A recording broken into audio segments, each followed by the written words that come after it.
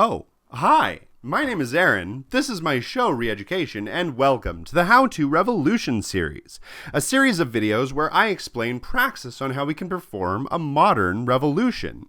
And even though I do understand that this series has only been out for a few months now, I kind of have no choice but to re-release it. Every single one of the videos has been copyright striked, flagged, or demonetized into oblivion, much like most of the videos on my channel.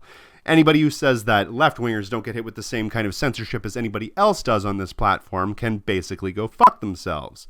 By the way, in an unrelated note, please check out my Patreon. Every dollar does honestly help fund this show, 'cause YouTube certainly doesn't.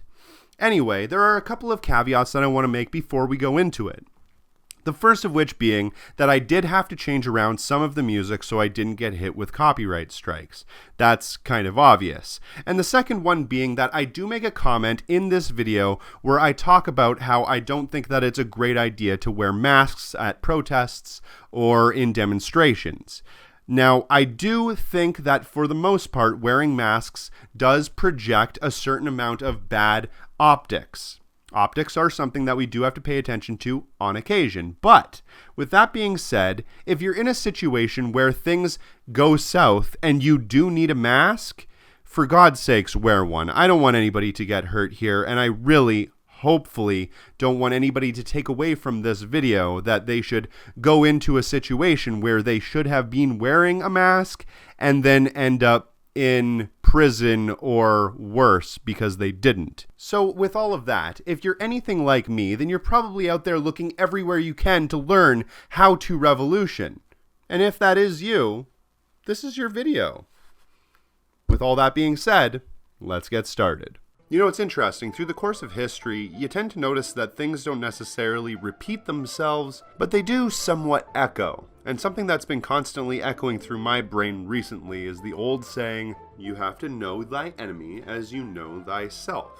So, let's talk about ourselves. What exactly is our goal? I mean, a lot of you out there are Marxists, Leninists, socialists, anarchists like myself. It would be to fight fascism, right? Okay, well, to know exactly how to fight fascism, we have to know what fascism is. So what exactly is the definition of fascism? Well, an old but very correct definition would be the belligerent nationalist dictatorship of the extreme right, typically achieved through the merging of state and business. So that would mean that to fight fascism, we would have to fight the state.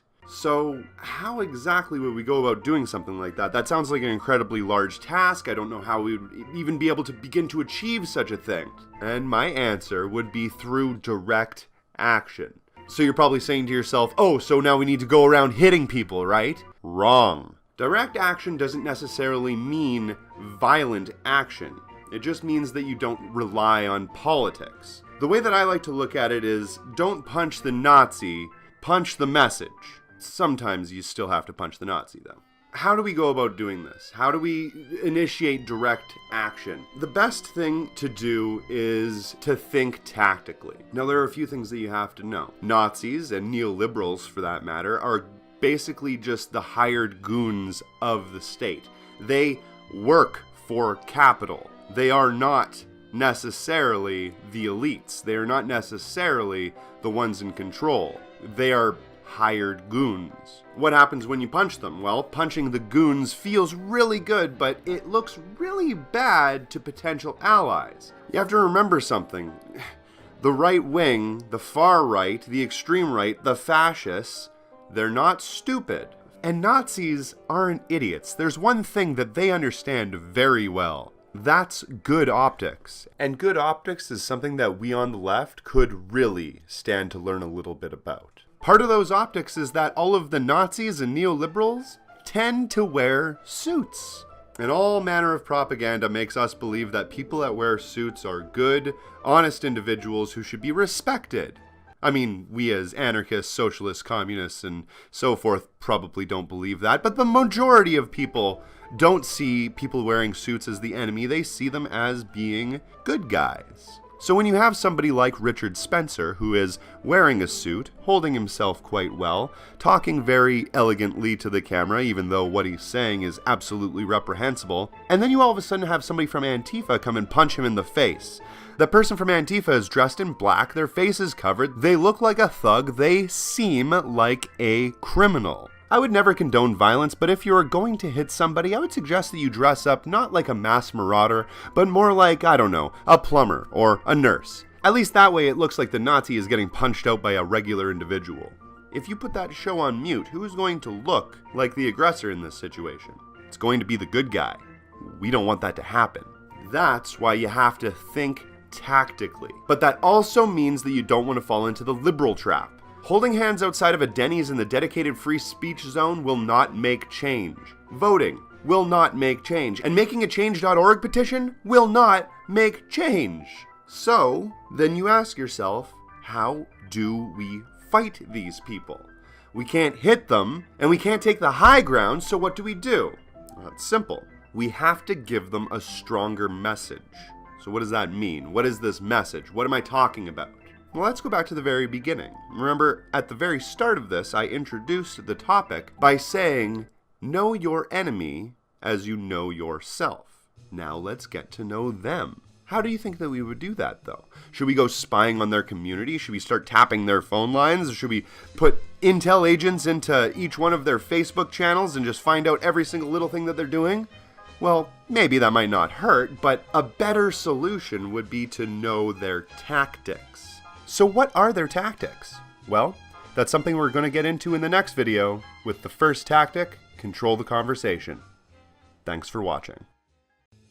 It is important when you're at war to remember the saying, know your enemy as you know yourself. In the last episode we talked about ourselves, and in this episode we're going to talk about the enemy and their tactics.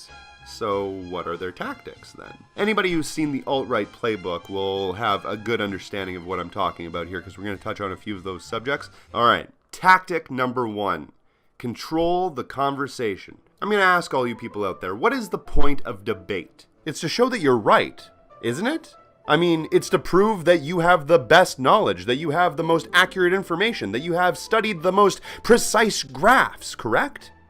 Well, no. It's not about that at all. The point of debate is to look strong in front of your audience. You're rarely ever going to be able to convince somebody of a different opinion through a debate. The only thing a debate does is elevate an insane opinion to the same level as a sane one. But the idea is to convince the audience, not to convince the other person. Alright, so let's talk about the tactics then. The left like to tackle incorrect arguments by giving long, detailed explanations. Perfectly understandable. But the right, on the other hand, gives baiting, short, quippy, yet wrong arguments, then moves the goalpost to change the argument when it fails, and then when that fails, they just strawman your argument. So, for example, they might come and say something like, women are treated equal in the workforce by law. And you may retort, saying to them, actually, women make 78 cents on the dollar in comparison to men. And when talking about STEM, women are extremely underrepresented. And then maybe you might give them a bunch of studies or quotes in the same vein. But that doesn't work because they easily bat that away by saying, well, fake news, feminists want more rights than men. Ugh. And you have to say to them, no, while feminists around the world have different causes, goals, and intentions depending on the time, culture, and country, most Western feminist historians say that feminist movements are created to obtain equal rights. No more, no less. But that doesn't work because all they do is come back to you and say, yeah, well, you know what? Third wave feminists hate prostitution. Should hookers not have equal rights? This shouldn't be effective, but it is. That's how Trump happened. But why is that? What exactly are the problems with this leftist tactic? Okay, well, let's go through them. The right-winger provoked and baited you. They changed the conversation to make it in their terms. Every short, quippy remark that they made, you gave a long, drawn-out response. And if you know anything from Ronald Reagan, he once said that if you're explaining, you're losing. And if you're always explaining, then you're always losing. So the right-winger won by looking like a winner. Well, that's all fine and good, but what would be a direct action solution that we could use to combat this situation? Well, Direct action solutions, in my understanding, come in 4 different ways. There's imitation, aggressive, passive, and violent. So let's go through them. Imitation would be pretty straightforward. It's to use their tactic against them. So if they come and say women are treated equal in the workforce by law, you could say something to the effect of, you actually think that everyone follows the law? And they would retort saying, well, no, not everyone follows the law, but if a company treats women unequally, they would get punished by law. And you just simply retort by saying, you put a lot of trust in government ability, don't you? Knowing that most right-wingers don't like big government, that cognitive dissonance starts to kick in, and they'll just say, I don't trust the government to do anything. They're a bunch of weasels and assholes. Congratulations, you were able to achieve the exact same goal as the right-winger was able to do in the first place. You looked strong in front of your audience, and eventually you were able to garner capitulation from the enemy. That's exactly what you want, if you want to convince people on your own side. This tactic rarely works to convince anybody but people who are already leaning in your direction. Another tactic would be an aggressive tactic. So, for example, they could say women are treated equal in the workforce by law, and you could come back to them by simply asking, does every workforce follow the law? They would say, no, not everyone follows the law, but if a company treats women unequally, they get punished by law. So then you come back and ask the same question, just slightly reworded. So women are not treated equal in the workforce. And they'd say, no! Most companies follow the law, but some might not. I mean, it depends on where it is. Come on, women are treated equal where I work. To which you simply ask again, so women are not treated equal in the workforce? See, this tactic is aggressive journalism 101. You never let the subject change. You keep asking the same question over and over, and eventually you just allow them to hang themselves. And again, that tactic is more or less a middling response. It will gain some attention from the opposite side, but mostly just appeals to people on the left that you already have convinced. So, what's the passive solution? Well, a debate doesn't necessarily have to always be a fight. Sometimes it can be a stroll down a road. For example, the Yellow Vesters here in Canada are angry about pipelines. All that is simply just code for jobs. They lost their jobs when the pipelines shut down, when the oil industry took a turn, all of that sort of thing. So we have to help them find a solution to their problem. And that's socialism. So how would this example go? It would go like this. They would say, women are treated equal in the workforce by law. And you would respond, well, actually, no one in the workforce is treated equally by law. And they would retort, what? And you could simply say, after paying for overhead, your boss earns 10 times your salary. Do you honestly think that he works 10 times harder than you? To which they would reply, well, absolutely not. And you could say, well, that seems pretty unequal to me. And the workers unite to seize control of production. By framing the argument in economic terms, you're able to direct their anger away from their scapegoat, whether it be women or immigrants or what have you, and you can direct it toward the actual problem. The state. Fascism. But then of course you might ask yourself, okay, Aaron, if fighting fascism is about fighting the state, then why are we talking about debating Nazis? You even just said that the Nazis and the neoliberals are just goons of the state. They're not even a part of the state. The thing is, we're not debating Nazis and neoliberals. We're talking about public opinion. The fact of the matter is somebody is going to get the spotlight, whether it be left or right, somebody is going to get it. So our goal is to make sure that it is not the fascists, it is us. If the far right have control of the message, they are going to promote state propaganda. That's just simply how it works. And when we fight propaganda, we are, in essence, fighting the state, fighting fascism.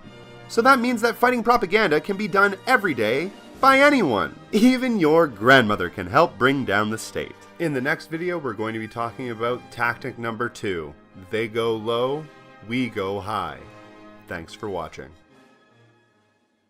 So tactic number 2. They go low, we go high. When liberals want something done, they like to take the high road. They do it by the book. They focus on process. They follow the letter of the law. They iron out every single detail. They do research and scientific testing, and they try to find a compromise.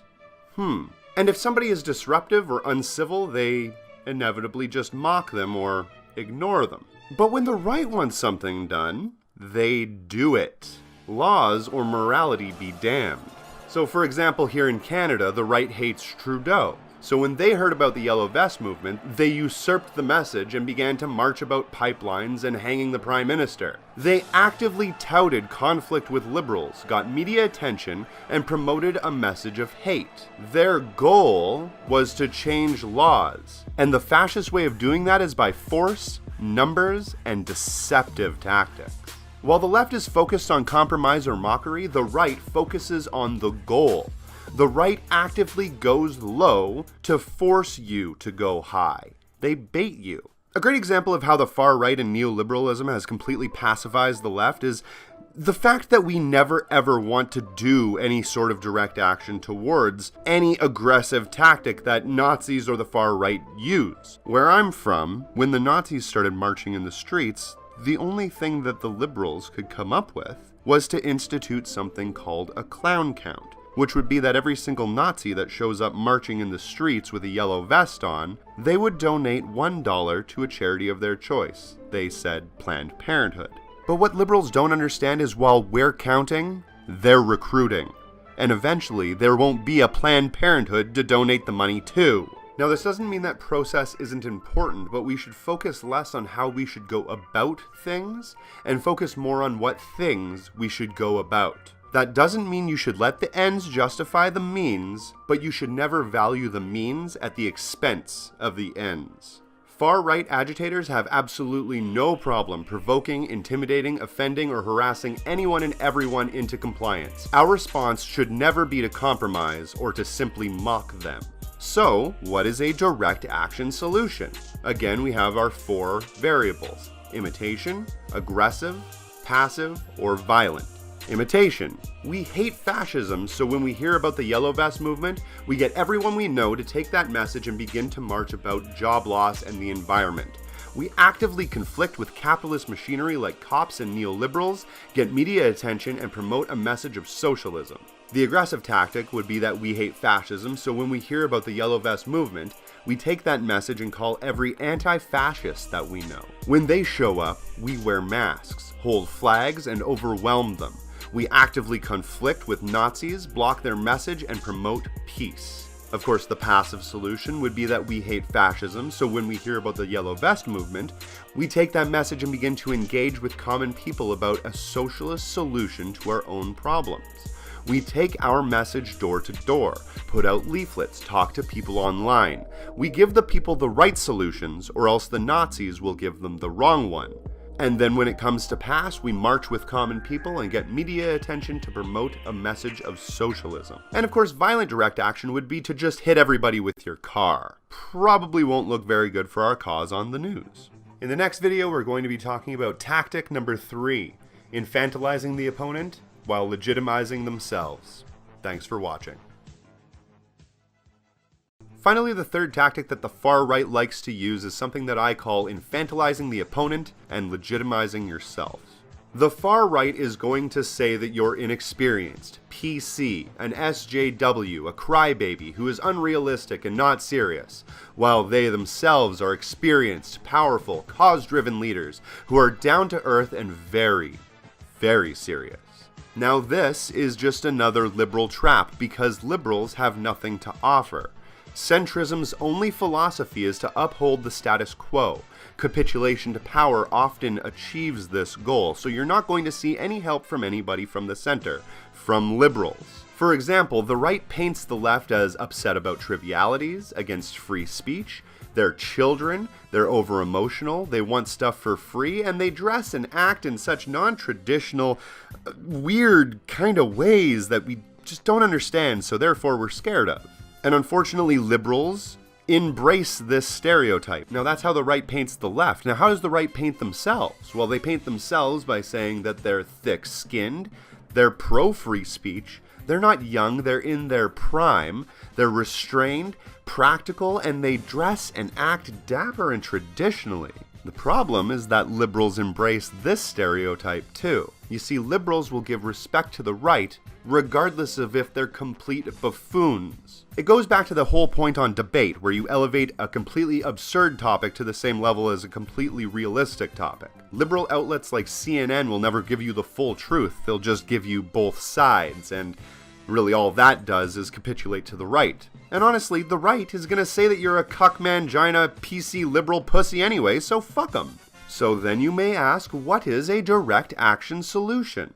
Again, imitation, aggressive, passive, or violent. So an aggressive tactic would be to dress alternatively, argue with bigots, make posts calling people out, get into verbal confrontations in person, and agitate. The passive solution would be basically the same as the imitation, which would be to dress in a suit or your nicest clothes, talk with the disenfranchised, find socialist solutions, make posts helping people on Facebook, get into verbal conversations in person, and agitate and mobilize. And of course, there is always the violent tactic, where you dress in tactical gear, curb stomp bigots, make posts releasing personal information, get into physical confrontations in person, and agitate and terrorize. Again, that doesn't look very good for our cause.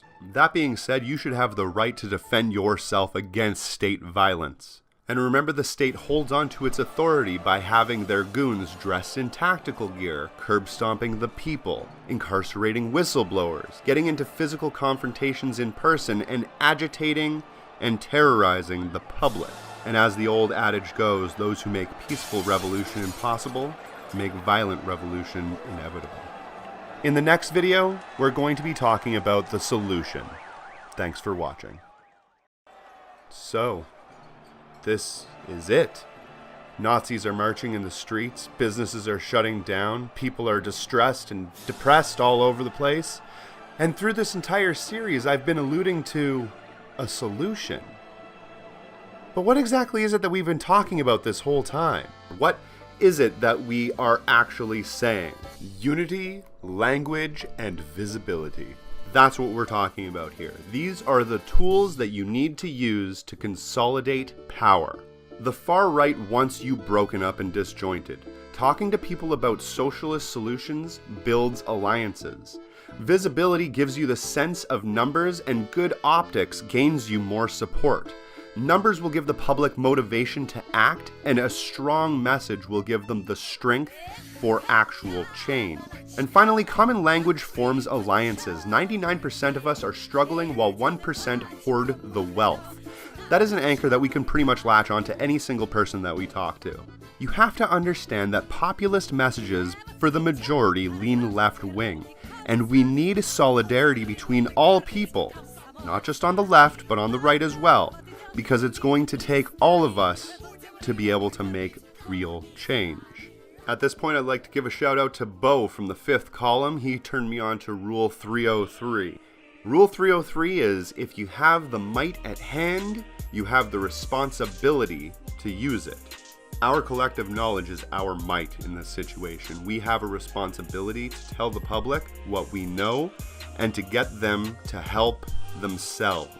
We need to be prepared, and up until now we haven't been, and this is inevitably just going to get worse. We have talked for years about every single problem that the economy, that society, that industry has, and up until now few people have offered anything in the way of a solution. Well, here's your solution.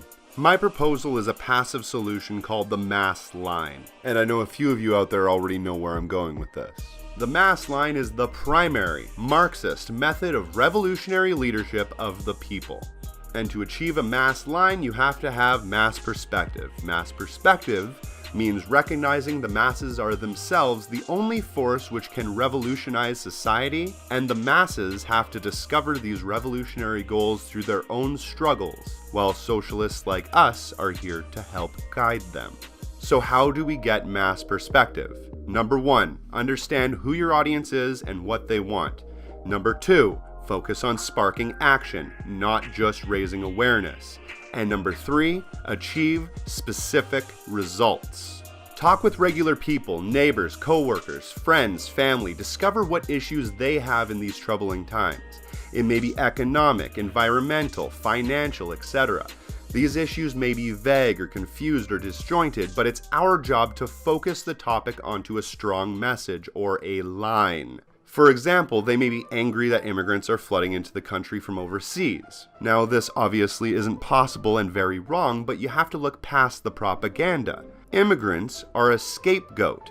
It's a code word for a real issue. Maybe they feel like they're losing something.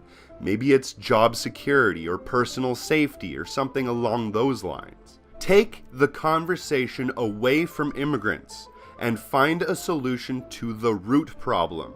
If job security is actually the issue, you could explain to them that capitalists are the ones that are encouraging migration and they're the ones hiring them. There isn't any sense in blaming somebody that has no money and no power.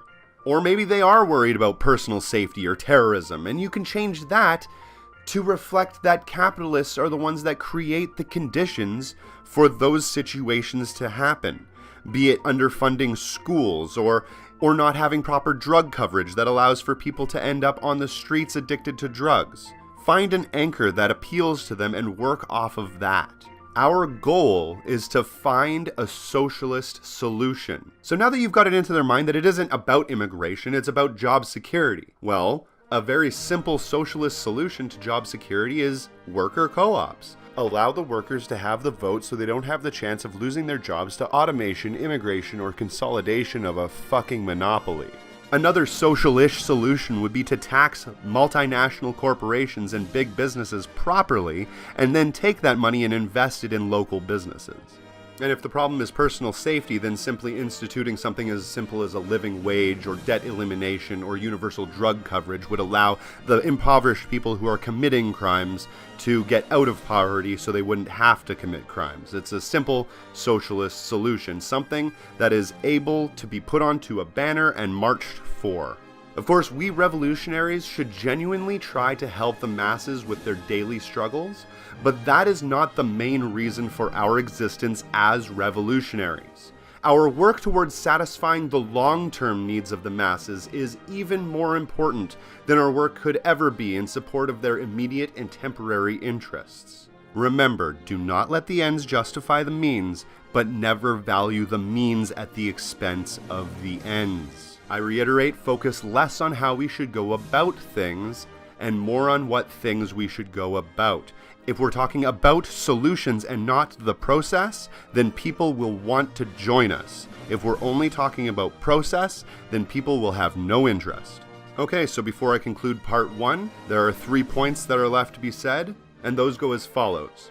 Marches, rallies, sit-ins, and protests will happen by themselves, so we need the masses to be informed before they take to the streets independently. 2. We need to be involved in any and all demonstrations as possible to gain allies and support. 3. It is important for us to organize actions of our own. In the next video series, we're going to be talking about direct action advanced, sit-ins, walkouts, protests, and state violence. Thanks for watching.